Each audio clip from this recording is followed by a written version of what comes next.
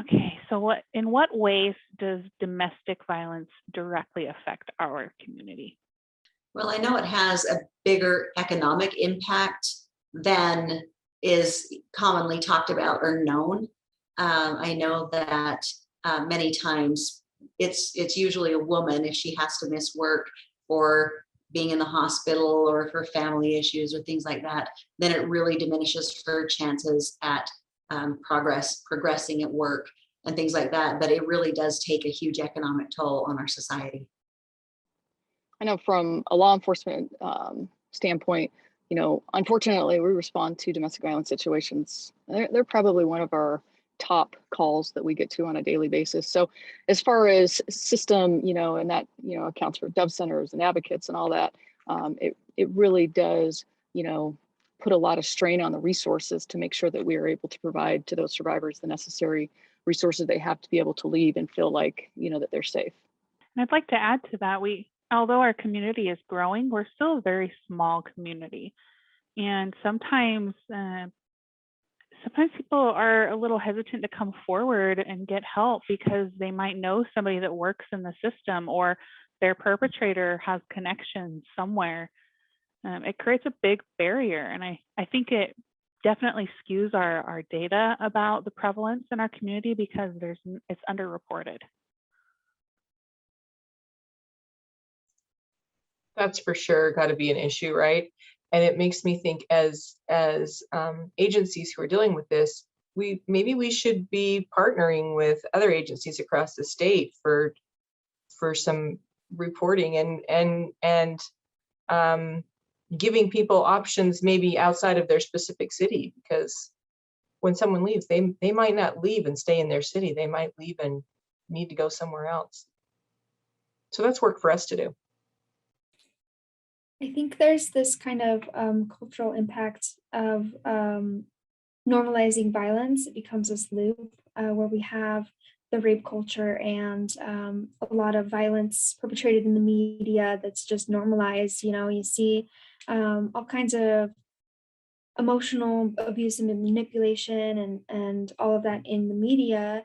And it's normalized and in fact sometimes even romanticized, right? The boombox outside of the window kind of idea. And then that can perpetuate violence, and then the violence creates more normalization, and they just feed on each other, and it becomes this loop of everybody feeling like it's not as serious as it is, when in reality even something as stalking is very serious, but it also can escalate. And if you don't do something when it's small, it's going to just bloom and bloom and bloom until they're in that position of not being able to leave. So I think that's a big societal factor. And along those lines, we know that violence in the home is the best predictor for adolescent male abusive behavior and violent behavior. So. I've been working for the Dove Center, 6 years, and volunteered 2 years before that. And when I tell people where I work or where I volunteered, I would always get, oh, well, you can't be very busy, really, because this is Utah. And at St. George at that. And it always just throws me because I think we are always running and never able to slow down. I was looking at the fatality report for 2020 and was horrified, but not terribly surprised that 42% of all homicides in Utah were domestic violence related. We're getting close to half of all fatalities in Utah, or homicides, being domestic violence related. That's pretty scary statistics for a place where this just doesn't happen, supposedly. We have got some blinders on in this area. It is a beautiful place to live, great weather, fantastic scenery, everything, so much to do outside. Moved here from Ohio, where you only had the spring and the fall that you could do stuff outside. It is a wonderful place to live, but we have to be able to recognize that there are some issues and some problems, and people really need to talk about them. And it being a taboo subject or unpleasant, I don't want to talk about. I don't want to know about that, because that's not, too depressing. I wouldn't want to know about that kind of thing.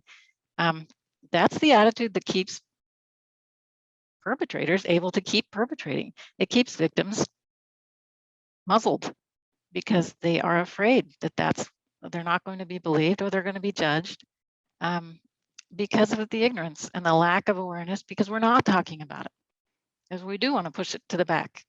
Oh, that doesn't really happen here. But the reality is it is happening here. We're all too busy at the Dove Center and the CJC, and we're all these agencies, we're all too busy.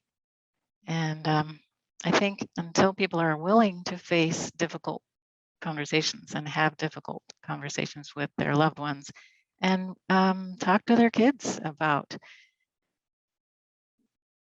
consent and what that means, and people's freedom to choose about themselves, and you don't have the right to make someone do something. You don't have the right to coerce someone into doing something that they don't want to do. These are all things that have to start young, and I am thrilled with my new position as education program manager, because I get to work with people who are going out into the schools, into the intermediate schools and middle schools and high schools, and doing empowerment groups, talk about healthy relationships.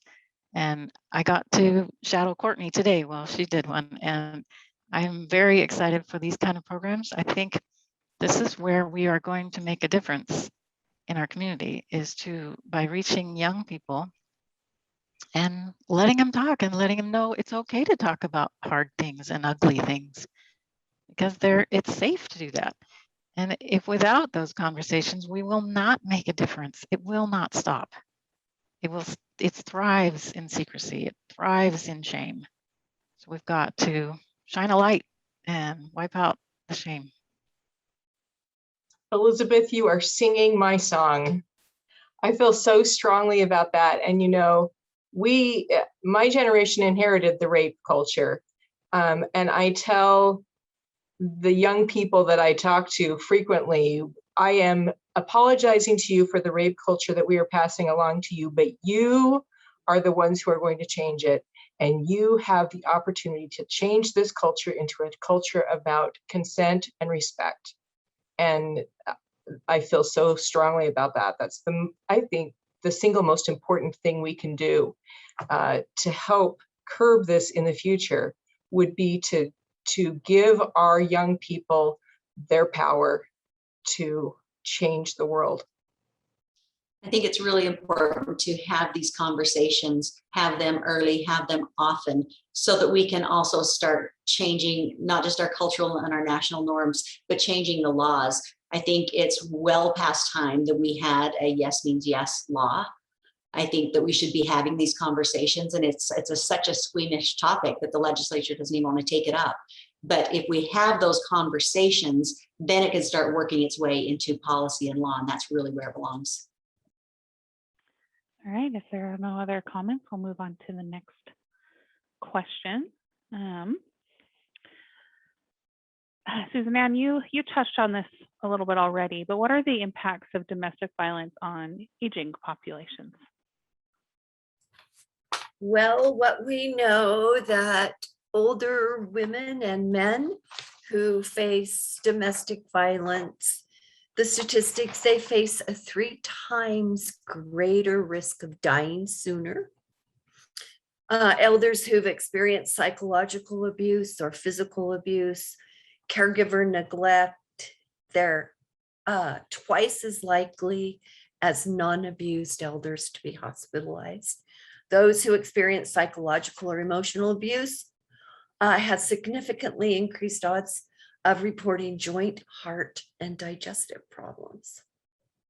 And I think the curious thing about the elder population particularly is that the domestic violence movement grew out of grassroots. The elder abuse and elder justice grew out of the aging professional So sometimes it falls through the group or falls through the cracks. There's this notion that oftentimes abuse is by a stressed out caregiver, is that the caregiver stressed out from the care. And the research does not back that up in any way, shape, or form, but we look at it as if we look at it as a stressed out caregiver, they fall through the cracks. They don't get the services, the safety planning, the social planning, none of that happens. So the elder abuse people who are working in that group are saying they really need to have a very specific subcategory of domestic violence in their elder abuse category. Thanks for asking. What are the effects of domestic violence on children who are exposed to it or witness it? There's been lots of research about adverse childhood experiences and how those affect an individual through the lifetime. And certainly domestic violence is one of the prime examples. And we know that people who have a number of adverse childhood experiences have they're at greater risk for 9 out of 10 of the leading causes of death. 9 out of 10, including cancer. Who knew? But the toxicity of living in that kind of an environment can really, the dump of chemicals, all of it can affect children throughout their lifetime. And it will show up in different ways with different kids. The other thing is that the same things that put children at risk for being in a home with domestic violence put them at risk for a number of other things as well. And there's a significant overlap with children who are physically abused and who grow up in homes where there's intimate partner violence. So we see that. We see kids who act out, who haven't developed appropriately, who have trouble sleeping, who have all kinds of cognitive issues that come as a result of the exposure to domestic violence. So good news is that we know some of the ways to help, right? We know that having a good, solid relationship with a non-offending parent is probably the best protective factor that a child can have.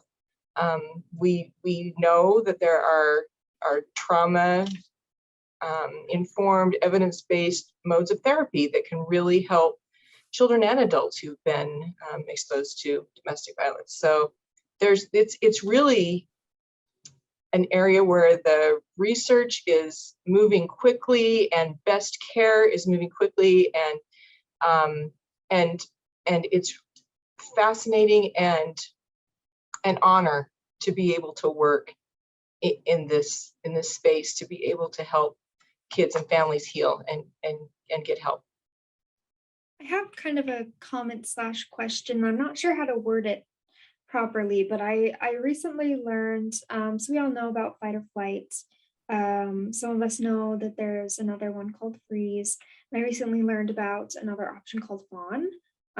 So there's fight, flight, freeze, and fawn, where, fighting, it is what it sounds. You're gonna like get defensive, try to pick a fight, get upset, angry. Flight is trying to leave, dissociate, do anything you can to just not be a part of this conversation. Freeze is just freezing in your tracks, not responding in any one way. And then fawning is trying to please the other person, putting your needs so far behind as your only means of survival. And I'm curious, depending on how a child reacts during these traumatic events, right, during the ACEs, during abuse, whether it's fight, flight, freeze, or fawn, I feel like that pattern is repeated throughout their lives. Just from my own experience and from working with children in the shelters, noticing that they will begin having those responses at every single stressor. If they are a flight kid, any kind of stressful event, they're just gonna like, I'm done, I don't want to do it. Homework's too stressful, not going to do my homework. If someone is a fawner, you know, they're going to do everything that they can to help mom around the house and parent the other siblings and put their needs behind them. And I'm just curious. I don't know any of the studies around it. It's just kind of my own observation, but I'm wondering if that is something that is talked about and addressed within like therapy, if that is a trauma response. I'm going to do my best to answer your complex question. It depends is the answer. Yes, it's addressed with children, but not in as direct of a way as it might be addressed with an adult. Young children especially, I could sit there and explain to them the different responses to trauma until their face turns blue, but they're not going to get it. It's just, you know, that we have to make it developmentally appropriate. So typically with kids, the littles, how we're addressing is having conversations with the parent, providing that psychoeducation on what to look for, how certain behavior might reinforce the child's response, how you can co-regulate with the child and help them ground differently. And another part of it is helping the parents identify their own responses. And not everybody is just responds with just one way. Not everybody who responded with a fawn response in one situation is going to respond that way in all situations. Even in the same dynamic of this one single situation, I've seen kids rotate through all of their responses in one moment. It's really interesting and kind of fun to see, but it's not just somebody's one way or another. Basically, what you're talking about is a dysregulated emotional response, is a dysregulated nervous system. And a good piece of this is then attachment, is that we grow up with attachment disorders where you either have an anxious or an avoidant or a disorganized. And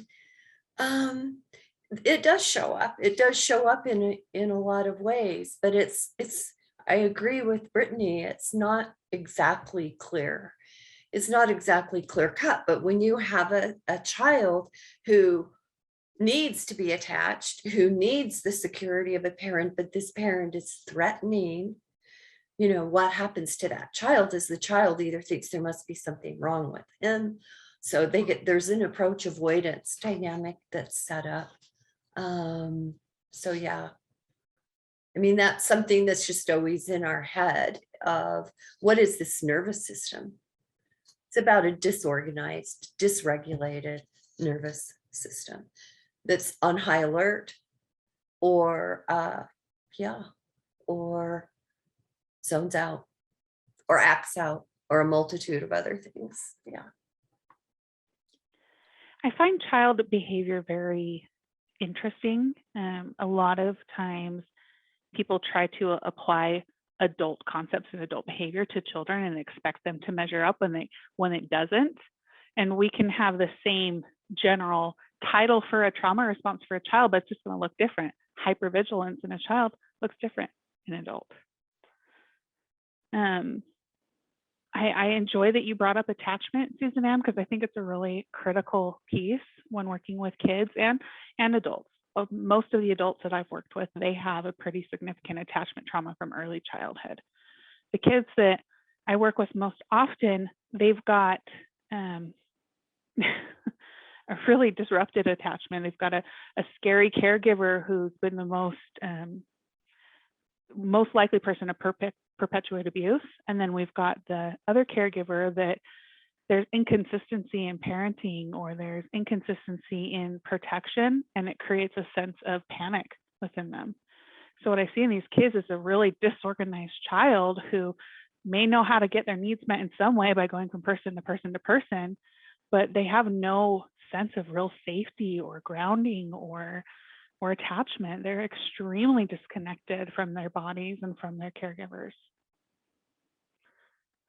And then we see them grow up and we see those characteristics in romantic relationships, and they can't connect, or they get in these relationships that are they're, you know, two people with this long history that they're carrying with them, and they can't meet together and heal because they're bringing all their stuff with them all the time. And it's really important to notice that none of these patterns have to be a life sentence. Repair is always possible, and some children are more resilient than other children. And we do have so many ways now to work that it doesn't need to be a life sentence. I mean, we don't need to see these patterns lifelong. Yeah. It's always nice to put in a little bit of hopefulness. Thank you, Susan Ann. You're absolutely right. It is something that we all need to remember, that whether it's children exposed to domestic violence or adults experiencing domestic violence, not everybody's going to have long-term negative impacts, right? There's different protective factors in place that can prevent that, different social relationships that can really provide a different kind of intervention than what the families that we typically see at Dove Center, that they haven't had.